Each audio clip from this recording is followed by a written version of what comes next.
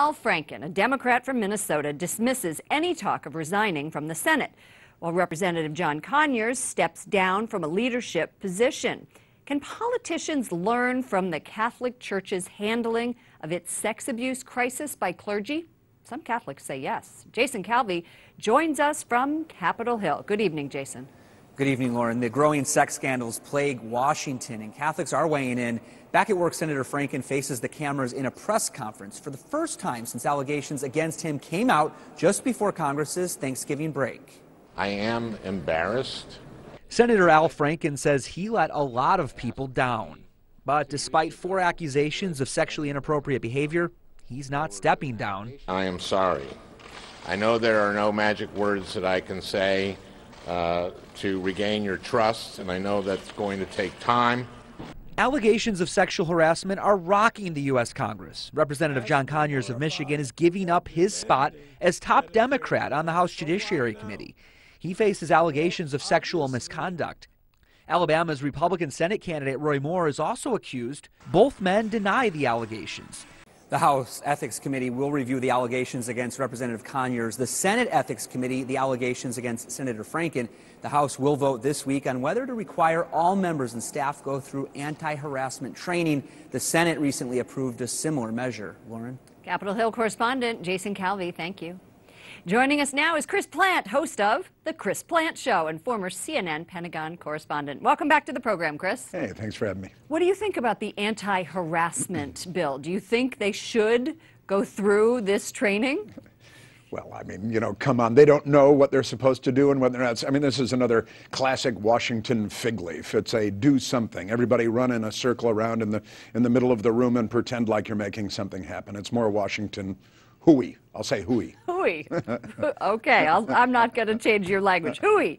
Democratic Senator Al Franken of Minnesota, as we just heard, told reporters that he let down people. He let them down, and he hopes to regain trust. Is this moral leadership? No, this is a classic demonstration of the sort of the flexibility of liberal morality and Democrat Party morality. As I'm fond of saying, were it not for double standards, liberals would have no standards at all. And this is another prime example of that. If you look at their reaction to Judge Roy Moore, it is absolute, it is final, it is unambiguous. A Republican. Well, that's right. There is no due process for him. He is guilty. The women must be believed. Then Democrats start falling through the ceiling tiles, and of course they've got a completely different standard that they apply.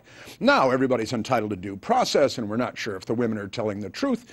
They're kind of tearing a half a page out of the old Clinton playbook where they're going after the women. The suggestion, what Nancy Pelosi and what also Congresswoman Jackie Speer yesterday of California were doing on the Sunday morning shows, was raising questions about the veracity of the claims made by the women, because they're circling the wagons once again, as they did with Bill Clinton. They're circling the wagons around Democrats because it's not a question of morality. To them, it's a question of politics. But there have been Democrats, I believe, who have criticized this behavior.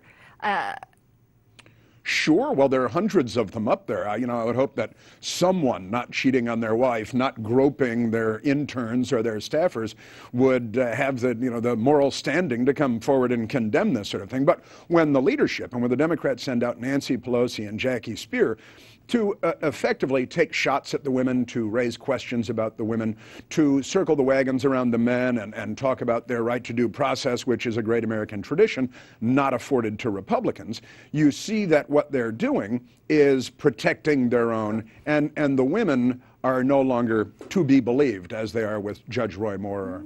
What about Vice President Pence saying that he only dines with his wife and never dines alone with other women? Right. Well, and he's been attacked for that and mocked for that and ridiculed for that because he's a straight and narrow guy, and he understands also that as a Republican, the standard that you're held to is the perception of impropriety, and the mere perception of impropriety for a Republican can be political death.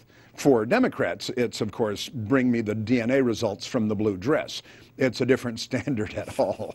Now, for those of you who don't remember living through this Bill Clinton era, we are just going to have you Google that. Very different legal standard. That's right. All right. Sure. Chris Plante, host of The Chris Plante Show. Thank you very much.